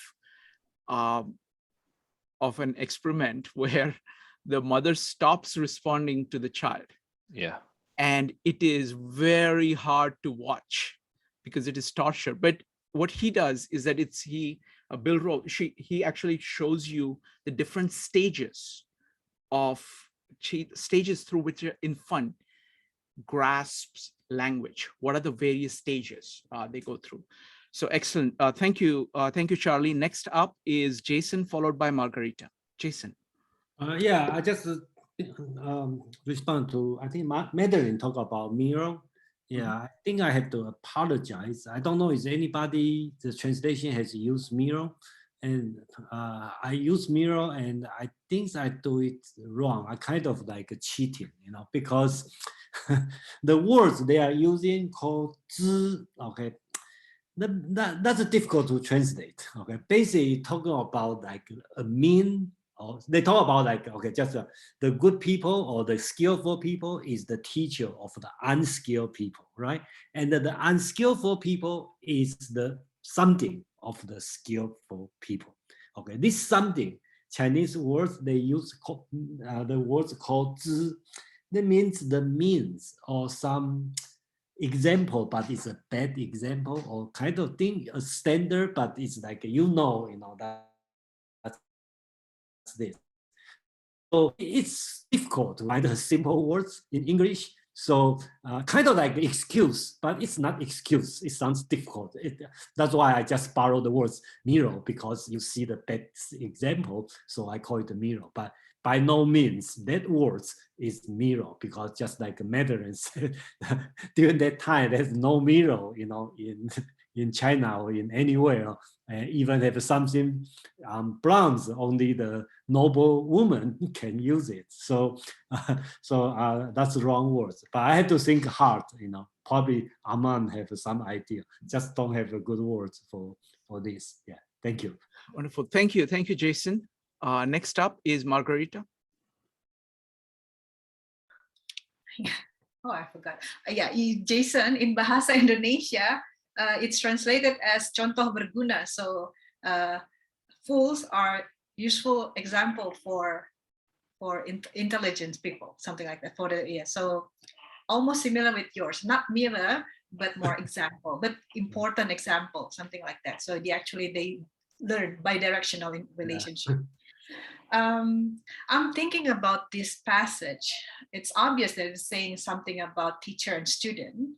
However, I'm thinking this could also be applied in parent-children relationship. So the idea that we want our children to be better, like good speaker or good key person, I don't know. Yeah, they have the skill needed. So it's our duty to some extent to facilitate that learning process for them. However, sometimes we as the teacher, the parents, often we don't feel good if we have to teach a lot to people who lacking many things, like what I told you, like in my class, if I find good student, I would like to teach them, but actually they don't really need me. What I need to count, like all people in my classroom, what they need, what they know, how the ways to get them, to motivate them, to inspire them to learn. So I need to learn and everything in the learning process is bi-directional process, should be counted. Nothing is useless. Even us looking at our student with their face like this, I don't understand you. That's a learning process for us too. Or the steps that we need to take as a learner, teaching other people. Yeah, You're exceptional that you want to teach all. Thank you. Thank you, Margarita. Next up is going to be Jason, followed by Amon. Jason. Yeah, I just like to talk a little bit about the teacher here. I'm not say talk about teacher. This one is but I just personally, I don't see, even they use the words teacher, no doubt about that means teacher, but I think the original meaning probably doesn't mean the teacher as a job or as a position or something. It means, I think the proper should be like good example and the bad example. Okay, so I think that probably a proper meaning. Okay, in the original text, they say the skilled person is the good example for the unskilled person. The unskillful person is the bad example for the skillful person. Therefore, okay, both are useful. Okay, don't you keep everything, don't throw away something. I think it's more on this one, less on the today's sense. I'm the teacher, you are the student. This one. Okay, I'm not saying that's wrong to think about this way, but I'm saying I just try to uncover what's the original meaning on that. Yeah, thank you. Thank you. Next up is Amon. Thank you. I feel terrible being put on the spot because Jason, I think you did an excellent job translating to as mere. I've seen much worse. The original character, if I'll put it in the chat, is made up of two components. And let me see if I can break those down really quickly. They're the words once and seashell, which really doesn't explain a heck of a lot. I've seen it translated as raw material. That's not a bad way. It kind of means something like supply or resource. So I think mere actually is a much more apropos way of translating it so that it makes sense in this context without it, because anything more literal would probably be too obtuse to really translate. But really, I wanted to chime in on Margarita, what you were saying about parenthood. And here, I think that idea of the unskillful person is the mirror of the skillful.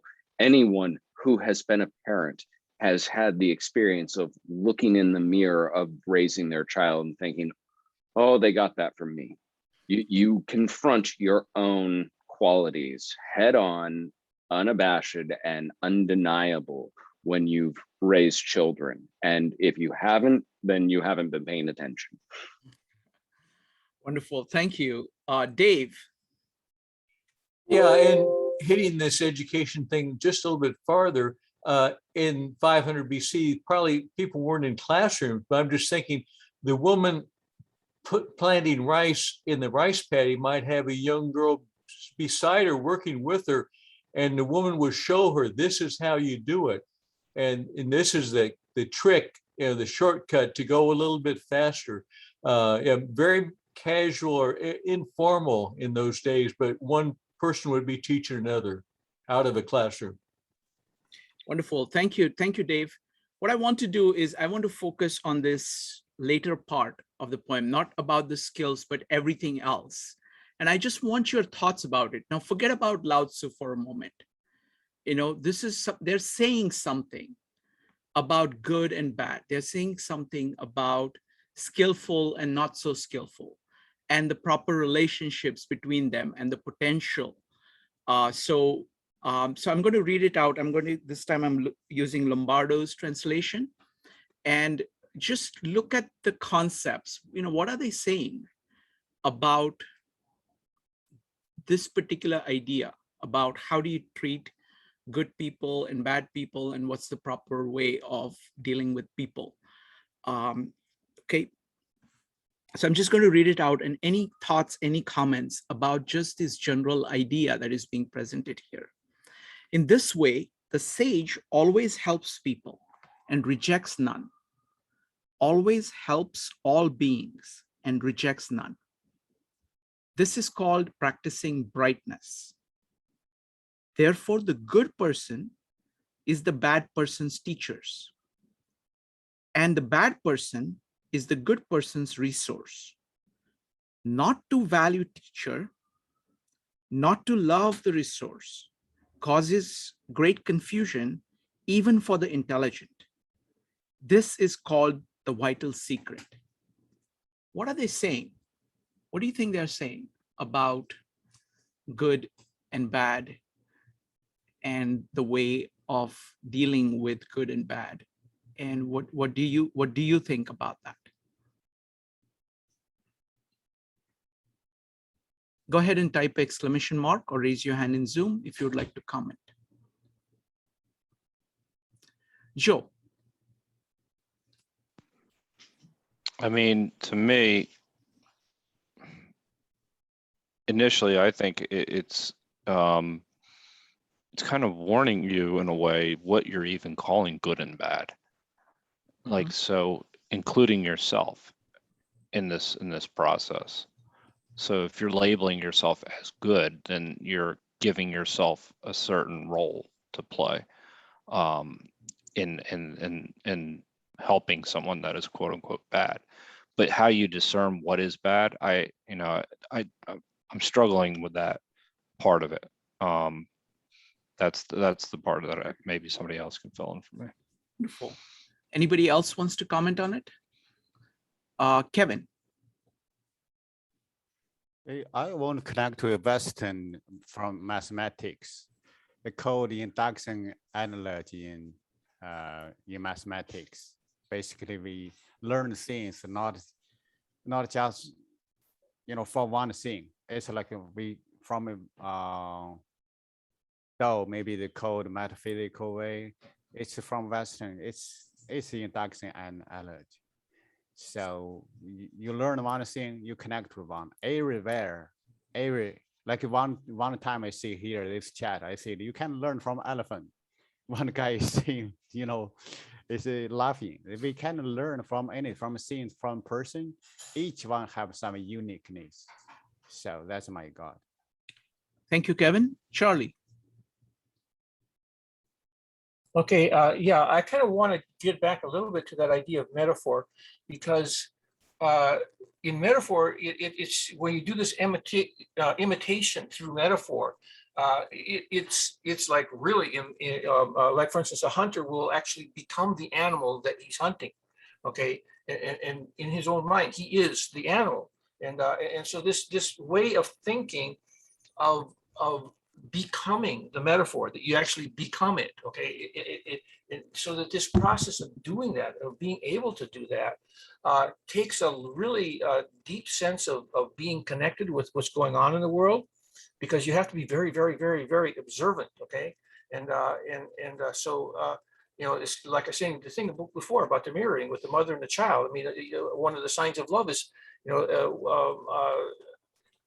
I think Ian McGilchrist quotes somebody, I forget his name, but love is paying close attention to, okay? So that when you're paying, that's kind of a definition of love is that, you know, that it's paying very close attention. So this whole idea of communication, of being able to communicate, that's how I'm kind of starting, you know, I'm kind of starting to get this this particular poem, number 27, is a lesson about communication and a skillful communication, so that you can tie knots that can't be untied. And so it's really, you're getting down to the really the ground level, the heavy level that roots the light, and so on. So that it's this is kind of my imagination is playing with this idea right now, and so.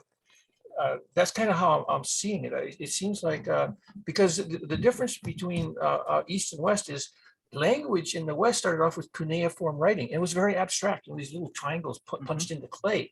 And I mean, the Egyptians did have their ideographs, you know, but it's using alphabets was you know, very common early on, and so, which is very abstract, you know, and taken out of reality. Whereas this idea of being really closely connected to what's going on in reality seems to be something that the Chinese understood, and it became a central aspect of their culture. And I think it's the implied message in Taoism, you know, this idea of the way, and you know, so it's not something abstract. It's something that you have to get by being fully immersed in your world. I don't know. This is wonderful. Beautiful observation. Thank you, Charlie. Next up is Jason, followed by Laura. Jason. Yeah, I just like to make two comments related to some another because the translation we talk about the good or skillful, the same word called san, okay, and being used a lot. Okay, in this total Dao De Jing, I just checked, used 53 times. That's very unusual. Okay, only have a 5,000 character, and this word "san," okay, being used for 53 times.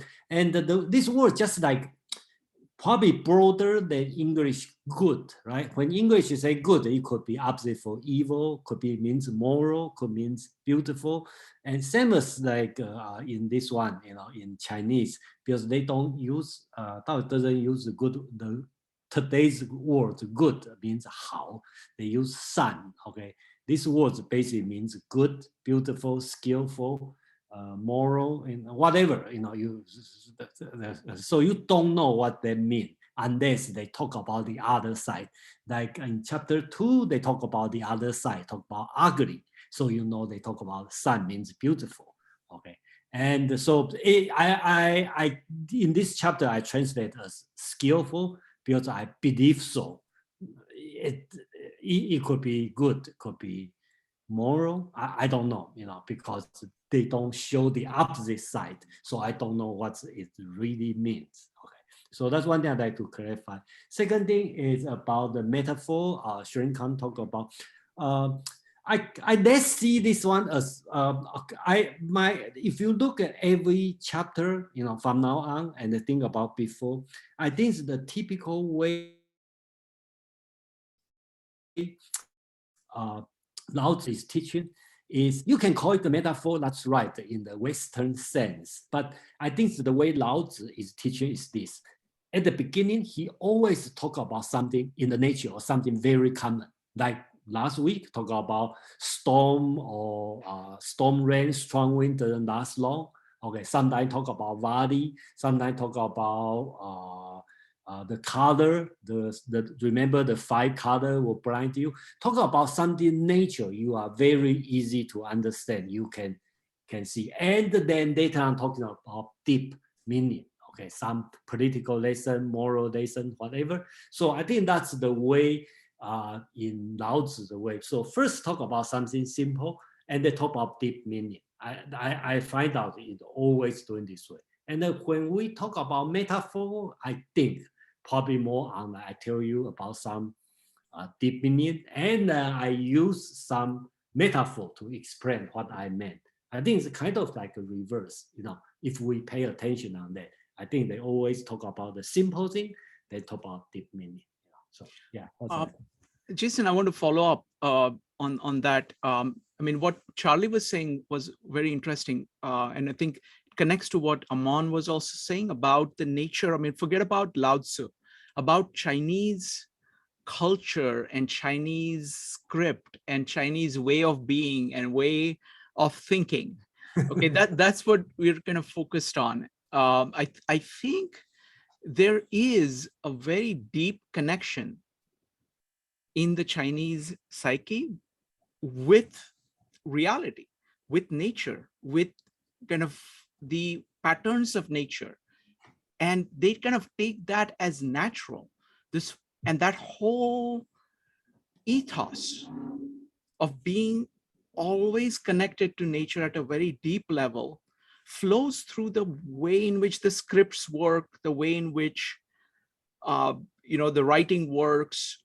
So I see this kind of deep embodied connection of the language with reality at a perceptual level, as opposed to the alphabetic cultures, both of India and West on one hand.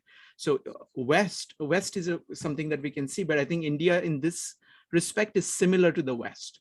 It is alphabetical. So it is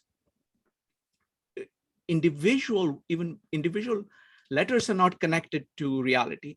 And you kind of have to go through a process. So it is more abstract. The language thought, the Western mind is more abstract. That's the feeling I have. So I don't know, I mean, both. So first, Jason and then Aman. Okay, let me quick response this one. Actually, this one I've been thinking for a long time, many years. And it's not easy to just easily talk in a few words. But take as many words as you want.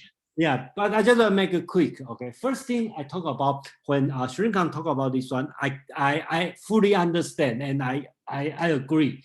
Basically, I think Chinese are more so-called homogeneous for the material. So that means if you see the nature world doing this way, that's the way nature do it. And that's the nature law, right? And the moral law should reflect the nature law.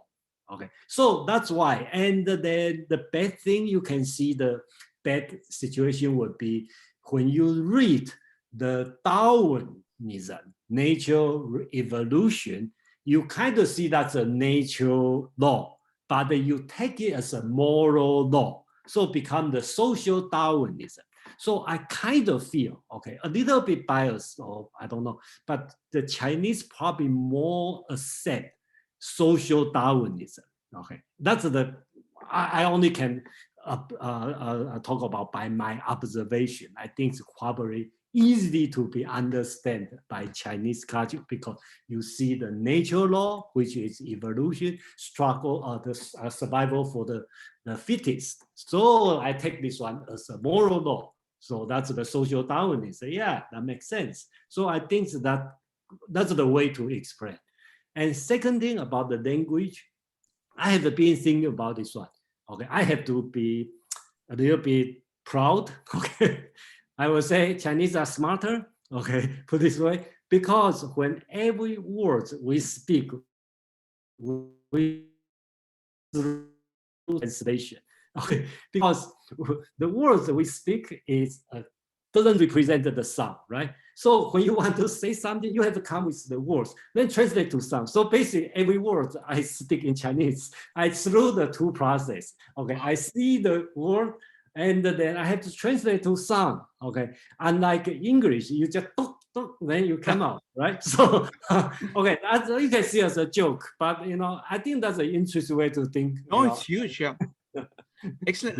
I just want to add one more comment here before I hand it over to Aman. I see this, for example, this same pattern in the Chinese approach to health. Chinese are really in touch with the body.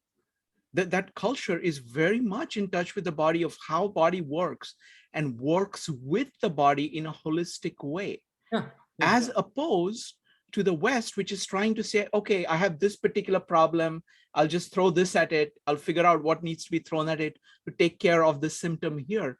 So it is a very holistic way where you kind of are conscious of what is happening with your body and you're working with it.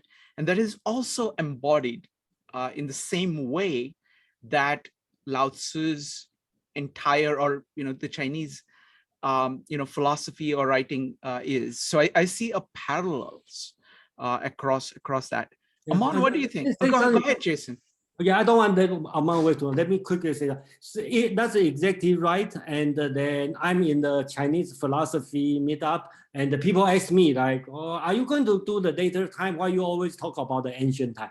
Because the Chinese is not looking for violation. Everything is harmony.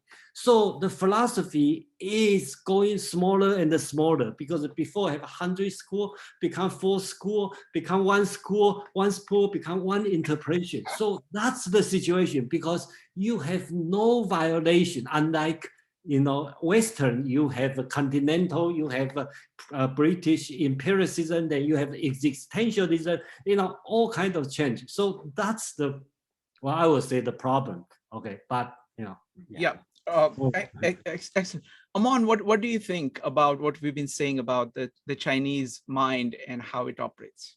I didn't want to jump in front of Laura. I think she actually got on there before me. So No. What we do, Aman, is that we go by topic. So we will exhaust this topic. So when Laura speaks, she's free to bring up anything that she wants to bring up.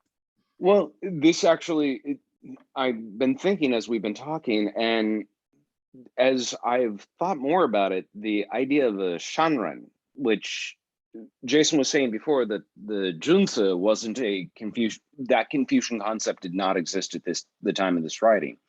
Maybe Shanren is Lao Tzu's attempt to create something of a Junzi, a good person, a moral person, a virtuous person, something that later they would refer to as a Junzi. And if that is the case, then what they're talking about, the unskilled, really is plebeian.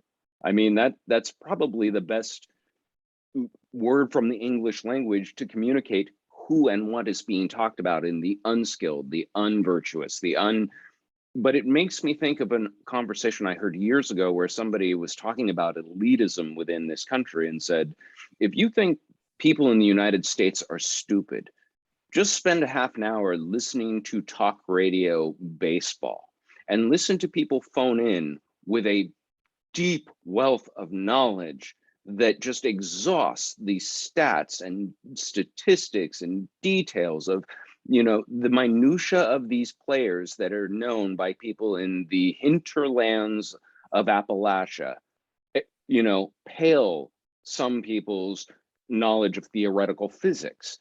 And I think that's what he was getting at is, don't dismiss, the plebeian as worthless because their knowledge isn't your knowledge, or their virtue isn't your virtue. Their skill isn't your skill. There's skill there that to be had and to be mined. And again, it's kind of an admonishment to a prince. Don't take people for granted and don't dismiss them as dumb or useless because you don't understand them well enough to make that presumption. Wonderful. Thank you. Thank you, Aman. Next up is Laura. To Aman's comment, I absolutely agree with you 100%. I got to be invited to a Pittsburgh game, and I got to go from the beginning to the end, from the prayer breakfast. And those guys were geniuses. They lost their first game, and they could sit there and talk about every single solitary play, analyze everything. I was astounded. They're in my class sitting in the back row with their caps down, with their feet up, couldn't give a damn. I'm calling their counselor. Oh, he's not. How come you're calling him? Complaining up the walls. Anyway, so I realized something very critical about them, that you can't, and that's a separate group of kids. You can't just say no. My situation has always been that once they see a certain group of kids, they just naturally say, forget it. They wipe their hands of them right away. And I was never that person, and I still am not, but I still know that they still wipe their hands this way and say, forget it. We have not lost those kinds of, horrible racist kind of things. So that comment is true. I also feel like what I'm reading in this, and maybe I'm reading too much into it, but I get the feeling like very early on in civilization, we began to create, people, we created classes in a certain sense. There was people smart and people not so smart. And we began to create an elite early on, and we taught to the elite. We always wanted to teach to the elite. That was our pleasure. The other guys, not so much. And wherever the cards may fall, they fall. But not to say that they can't do certain things and that they'll help us. But that's been the history of everything I know about math classrooms, probably to this day. Top 10%, yay, the rest like this. So I don't know that life has changed that much. But in this, the more I hear you talk about this particular poem, that's what I'm feeling more and more. Yes, you teach those that are good, that are smart, and those that are bad are sort of, they're just there. That the bad make themselves in a certain sense, in that they haven't let themselves become educated in a certain way. And the others are good because they have been allowed to be taught. And that's the way I sort of see it breaking out. Thank you, Laura. See, this is also a very interesting point about the structure. Like, for example, Confucius is very much focused on the social hierarchies. And again, Lao Tzu goes back to nature and the individual. So I see that pattern happening. Jason, do you see that, like this saying, okay, Taoism always goes back to nature and tries to, and kind of deals with people almost as part of nature, giving them the dignity at an individual level. Whereas Confucius is kind of coming top down. Do you see that? Yeah, I totally agree. Confucius' ideal world is, okay, both are talking about the ideal world before, okay. Confucius talking about 500 years ago with the beautiful feudalism system with sage king, okay. But Lao Tzu or Dao De Jing talk about 25,000 years ago, which, there's no king, okay. So I think that if make it a simple way, Wonderful. Yeah. Thank you. Individualism is the interesting part, I'm not, they have the flavor of individualism, but never been focused until about 200-300 AD, okay, common era, okay. But usually Chinese historian or scholar not focus too much on that. So yes, now that's also a very profound observation. Jason, you're doing something on Dao De Jing this Saturday. Can you tell us about it? I just want to kind of like summarize what we did so far. Okay, because I did all the translation, and for the people who haven't joined this one, I will let them know what we are doing, okay, in this group, and also for people in this group that probably have a good review, right, on what we have done for. I don't do all the chapter, but I'm going to do the word by word, like a close reading, okay, for about 10 chapters. Okay, so basics, like and you're going to teach us how to. How did you choose the chapters? What? How do I choose which chapter? Yes, I'm putting, folks, I'm putting the link to the meetup to sign up. I recommend it very highly. So Jason, so you've chosen about like 8 or 10 chapters? Yeah, I choose the one which is more teaching on the, because basically they have a few different subjects. Some are talking about Dao, okay, some about metaphysics, some are talking about like a reflection, okay, the light, you know. But I choose the one who talk about the political lesson or moral lesson. So basics, these are the one who talk about the nature world. Then from this nature world, and they give you some lesson, either how to governing or how to behave or what's the personal quality you should practice. So this kind of lesson, and I want to focus on, just as I explained to you, I want to make sure the whole chapter has good logic flow, okay? Because yeah, I'll try to attend. If I can't, most probably I won't be able to attend, but I will watch the video, and then we'll come up with something here in this series itself, which is kind of a review. We'll figure out some way of doing it. Yeah, I think probably we can have a review or something. Yeah, we'll figure something out. Let me hear let me find out what you guys do, and what the experience is. One for testing, you know, kind of testing, right? Perfect. Because we all learn it. We don't know the best way. We don't know what's the reaction, you know, and I even don't know how much I know until people ask me questions. Right? Yes. So that's always, see, the person who knows most has the chance to learn the most, because the sphere of questions that you can ask is greater, you know, and deeper, because so it's fantastic. All right, folks, so thank you very much. We will to be continued. I want to also say that you know, if you want to connect various ideas, we're doing very deep conversations on Fridays at 9 p.m. that is connecting across multiple meetups. So don't miss that. All right. See you, folks. Good night, everybody. Bye.